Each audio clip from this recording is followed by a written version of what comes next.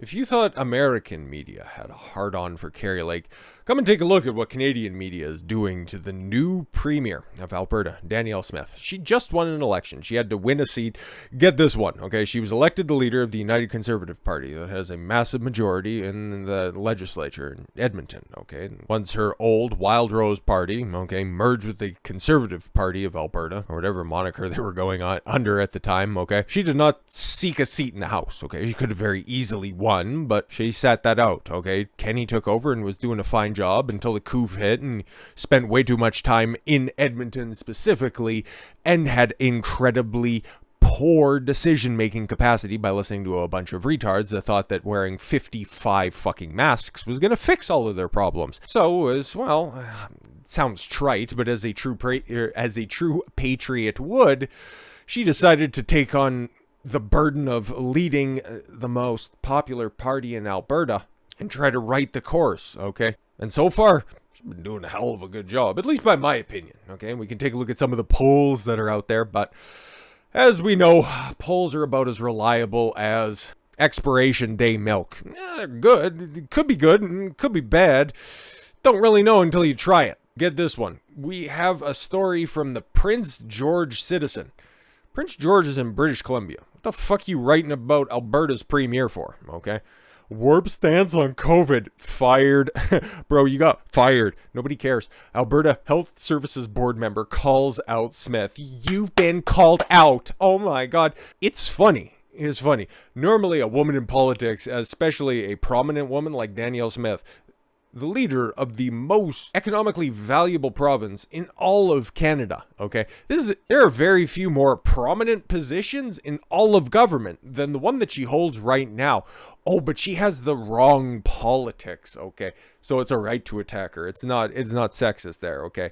And don't worry, we'll get into some of the race stuff, which is just so fucking hilarious, but she has a warped stance on COVID because guess what? She did the base thing, okay? She was accosted by a bunch of these soy-filled fun people in the media a couple of days ago, and she's like, no, I'm not going to recommend masks, mostly because, well, you should have the right and the opportunity, and oh boy, I'd love to say something controversial on YouTube because it's such a fun place. I won't. She wanted to leave medical choices up to the individual and wouldn't mandate masks. And guess what? The journalist class, oh, they're big mad about that. And it's like, bro, she's staying congruent to her message. She was one of the first people that I've seen, and I know that I've seen it become popular in other circles, but she said, no, anybody who is forced out because of stupid jab mandates, they're going to get an apology and they're going to be welcomed back in any of the positions that I have jurisdiction over. It's like super fucking based. A healthcare system leader. Oh, so a bureaucrat, whatever. A bureaucrat. There we go. By Premier Danielle Smith. It's like, bro, you got fired, so you're just hating from outside the club. Sucks to suck. Has fired back in an open letter. Oh my God, did he write a blog post? Okay, oh my God, is he on Reddit? Oh my God. Saying her abusive, divisive attack blended with warped anti-science beliefs make her a poor excuse for a leader in one literally, guys, putting Albertans in harm's way. I know, I'm basically being attacked right here. Oh my, whenever I go outside, I don't feel safe. I'm like, just fuck off. Albertans are entitled to governance that is principle-based. We're going to totally disagree on your stance on what governance means. Governance should be you pay attention and you deal with things dealing with, okay, the commerce and the economy of Alberta. I'll deal with things that affect me. Got it? Good. Since we're understood. But this guy right here, he wants daddy government to fucking puppet everything about his life. And of course, why wouldn't he? His paycheck comes from the government. Or at least he did. Bitch is on unemployment right now. So I guess all of his economic choices are now actually dictated, funnily enough, once again by Danielle Smith. Well, about 60% of your wages, let's be honest. But yes, entitled to governance that is principle-based, respects decency, and inspires confidence in its citizens. Well, I would say winning an election, against three other candidates, winning 54% of the vote. That would be confidence from at least the people in her constituency. All right. principle-based. She has been true to her word so far. Haven't seen her stumble, stammer, or walk anything back so far, so that's good. And respects decency. No, you just want everybody else to bend to your warped version of reality, okay? You want the government to be as harsh as the days of late 2020 all the way through until probably the new year right here. You want all of the risk mitigation with none of the authenticity. You are a real shitty person. I can see why you got fired. He was one of 11 members of a governing board of Alberta Health Services recently fired by Smith. Why were you guys all fired? Well, it was because you guys were fudging the numbers. Oh no, but they're the experts, right? Like the experts that also did this. FDA telling people not to take the I word from for COVID-19. It was just a recommendation. Right. It was just horse paste. What are you doing with horse paste? There's no validity to it at all whatsoever. What are you taking that for? It's just a recommendation. See how they're all walking their stuff back? Seeing how they're trying to gaslight you on all of the horrific shit that they've done over the past 2 years? They're just trying to make it all disappear. Remember, guys, pandemic amnesty. Don't hold us responsible for anything that we did. We were just following orders. Fuck off. Anyways, what does this bitch have to say? The current premier defies all those aspirations as she spews wacko accusations at Alberta Health Services and its valued workforce. The premier has chosen to play her misguided followers who rant against science. Which science are you talking about there? Okay, are you one of these dudes who knows anybody who magically just dropped dead after making sure that they were all fucking filled up? Do you know anybody who's dropped dead of sudden adult death syndrome? Oh, I just got too old. How old's too old? About 42. Okay, I could see that person living a nice, long, full fucking life. I bet you they were a big fat slob. Nope, healthy soccer player. It's just fucking weird. Don't know. I hate this guy. Hope he goes for a walk down Main Street. I'll just go a step further. Hopefully he goes for a stroll through Chinatown in Edmonton at about 2 o'clock in the morning, okay? Knocks on a couple of homeless encampments, okay? See if there's anybody inside. Try to make a new friend out there. Her warp stance on COVID, which reminded the premier was and is a public health issue, not a political punching bag. Fuck you, dude. Fuck you. That's exactly what it was. And that's what it still is at this point. Bro, how many people are dropping dead from the coof right now, huh? Have you seen the numbers lately? No, exactly. Nobody has. It's not a fucking issue. And it wouldn't have been an issue if it wasn't ran on the media full fucking press. How else do you want to describe that? That is purely a political issue. You are a fucking liar, dude. And that's why you're unemployed. The premier represents the bleakest of role models for women. What, being somebody who's fighting against all of these, stupid fucking attacks from a bunch of idiots that are out there. I can't stand this motherfucker anymore. How about this? Okay, Aboriginal People's Television Network. Yes, we send up our smoke signals. I'm a quarter native, so fuck you. We send up our smoke signals through the sky. We all sit around and we just wonder about all the different things we can talk about, like sports, child welfare, policing in Canada, truth and reconciliation, MGTOW, Me Too, Two Slugda Cubba, Climate Crisis, 60 Scoop, and COVID-1. Well, at least it's not COVID plus COVID-19. And what about drinking water? Fuck that. We got kokanee, cocksucker. Yeah, my tax dollars fund this shit, and it's fucking garbage, okay? They have, okay, I don't know if you guys use, like, YouTube TV app or anything like that, and that's normally what I like to watch in the evenings, having dinner or whatever, a couple hours after I'm done recording and editing and putting everything out up there, okay? Like, I'll just go and take a look, okay? And then there's the different things on the side, okay? Your little categories that are on the side there, like, you got your subscription feed, your history, and all that stuff, and then there's what, like, gaming, music, and a bunch of other stuff, and then if you're up here in Canada, I don't know, it's probably regional or whatever, there's the little news section that's on there, news, sports, and some other gimmicks like that. And I look at what is being promoted by YouTube that's out there. You got like the Edmonton Journal, because Grand Prairie, Alberta, okay, so that's the closest large outlet that's out there, okay, and they get preferential screening, and so does CBC, and so does APTN, and bro, I'm not kidding, okay, like what do we got on the channel right now? Just over 1,500 subscribers, which I'm still... That seems so weird. Like, I'm still thankful for that. It's still just kind of baffling that anybody cares about my opinion. I'm just thankful for that. And then over on Rumble, it's like, just about, we're getting close to 750. So that's, I'm just thankful. I'm incredibly thankful every time that I look and I see that subscriber count anywhere. I'm like, you guys actually, look forward to what I have to say on this shit? And I was like, okay, cool. Well, I'll just continue to do it until everybody stops. But I have a few videos that are out there, and recently it's been pretty good. Like every once in a while, one of my videos, I don't know if it gets picked up by something and it just gets thrown out there and it gets like a few hundred views. And it's like, that's really cool for me because that's actually helping. And especially if it's monetized, and it's weird. I kind of have a pretty decent record. It's about, I would say about 80% of the time my videos get fully monetized. And I don't run ads all the time. I got one at the beginning and one at the end, and fuck the rest of it, okay? It doesn't matter if it's a 10-minute video or if it's an hours-long video, okay? One at the beginning, one at the end. I don't want to waste anybody's time, okay, with just little stupid ads that cut in every once in a while.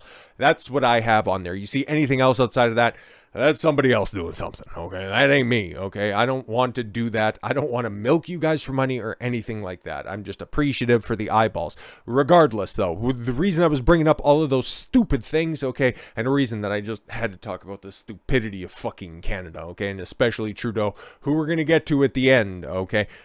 Him wanting to push the authoritative sources, well, they get preferential treatment, okay? They get the highlighted section on the little highlighted section, okay? So they're top titty of the biggest video sharing platform that's out there, okay? YouTube, okay? You probably heard about it, you're probably using it right now. And I've seen videos from APTN exclusively that get view counts that look like some of my poorly performing videos, okay?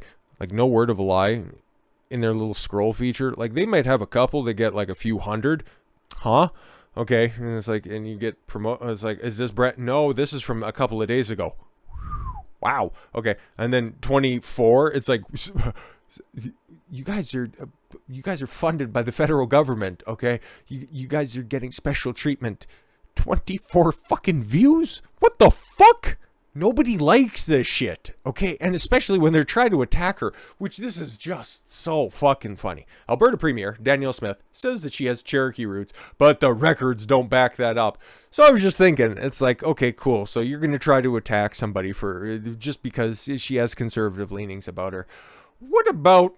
And of course, okay, because you got Trump out here, so they just, we're not going to read this article because you just need the headline, you just need to see the two faces that are on here. I'll just go ahead and try to make that a little bit better. Thought I got it good the first time, but there we go. But yes, Sioux tribes in the United States call out Trump after racist and disrespectful Wounded Knee Pocahontas tweet. They are siding with a woman who has 1,024th of Native ancestry in her. They are siding behind her for being a Native American.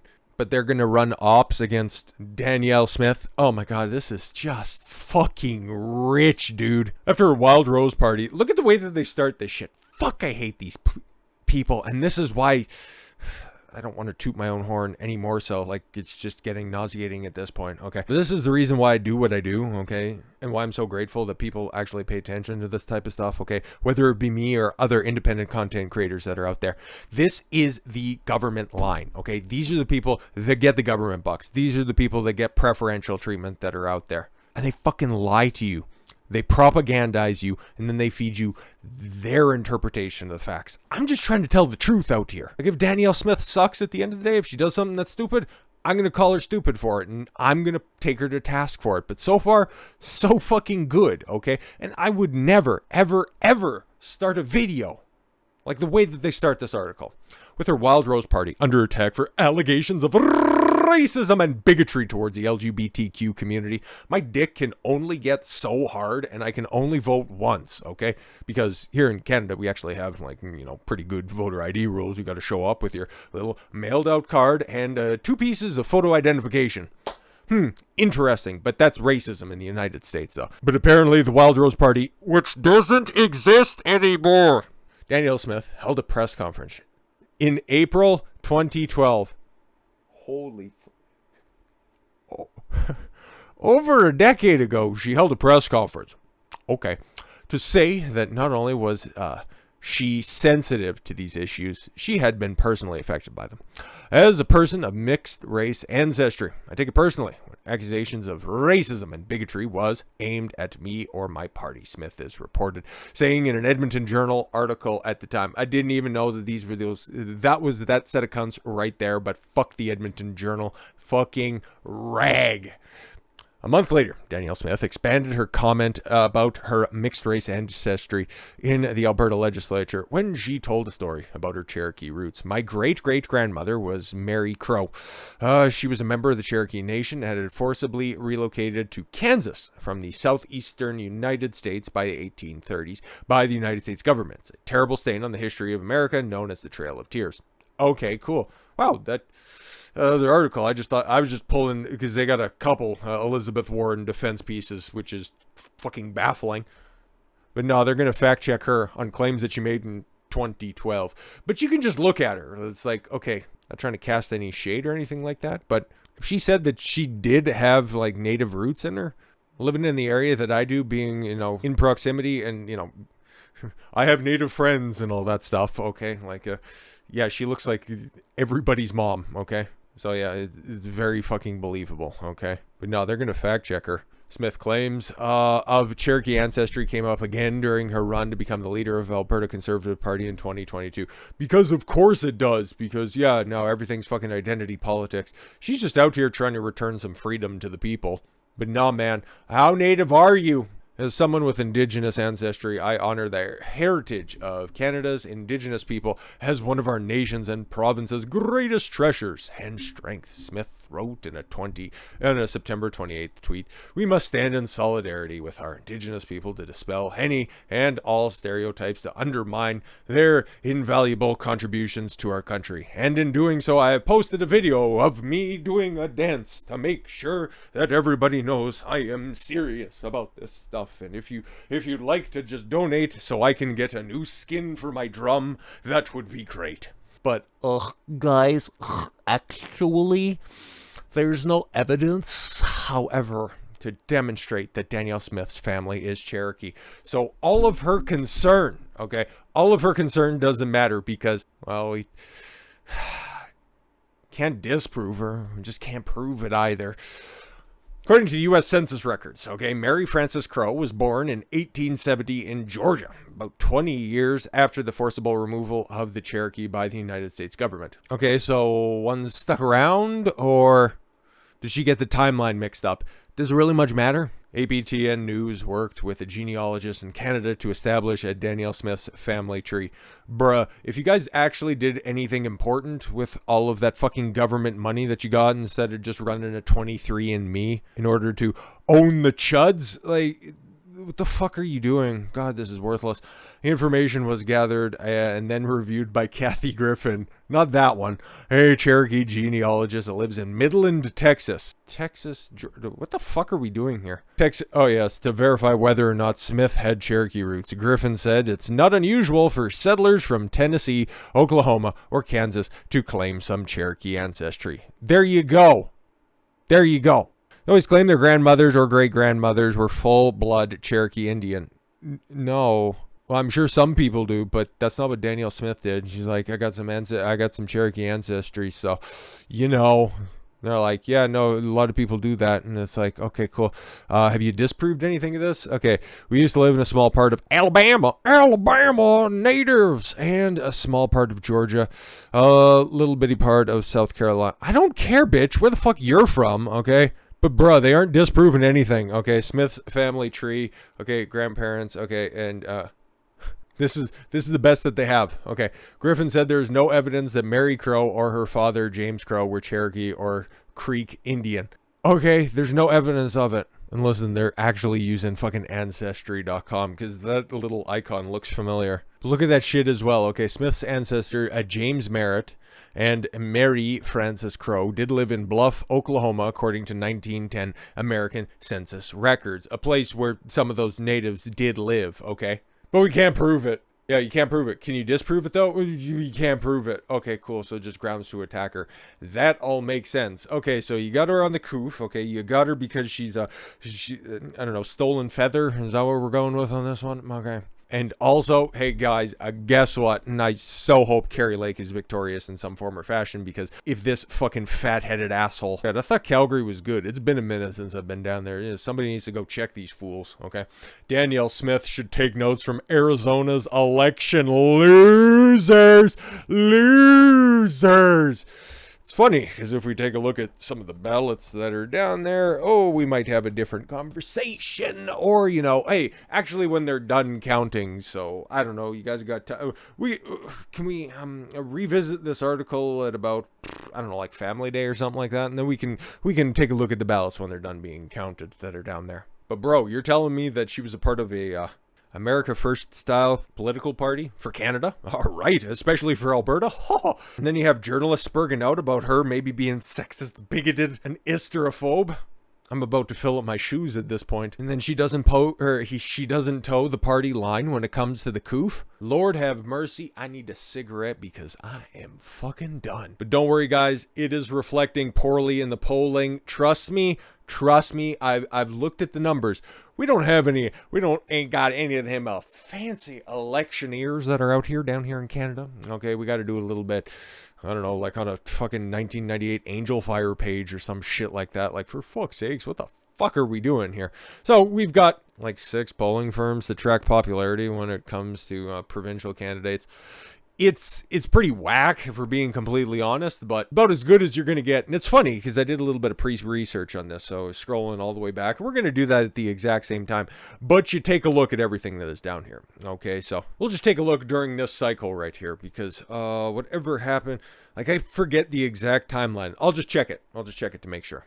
Okay, so the 2 important points from this year is when Jason Kenney, the previous premier, sorry, I was going to say prime minister again, getting ahead of myself a little bit, but the premier, okay, he announced his resignation May 18th of this year. So the most up-to-date poll that they would have had at the time is this Leger, and they plus poll that he's out there, had the UCP up by 2 points. Okay, very interesting. Okay, after the announcement of the resignation, but then you had Think HQ, which is an unregulated poll. And then you had Leger. Okay, so March 19th, +9 NDP, and then all of a sudden Kenny's fucking leaving, and then it's like, okay, +2. So a partyless party is more popular than the opposition.